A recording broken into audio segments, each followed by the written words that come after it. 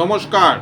সামনেই কৌশিকী অমাবস্যার রাত্রিরে আপনার যদি কোনো এমন মনস্কামনা থাকে যেটা অনেক দিন ধরে পূর্ণ হচ্ছে না, তাহলে এই ক্রিয়াটি আপনি করে দিন।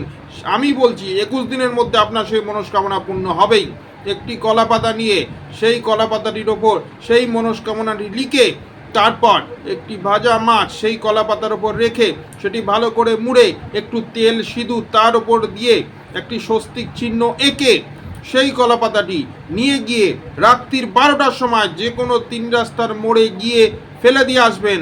আর আসার সময় পেছন দিকে ফিরে তাকাবেন না। আমি বলছি 21 দিনের মধ্যে আপনার সেই মনস্কামনা পূর্ণ হবেই। জয় মা তারা, জয় গুরু বামদেব। নমস্কার।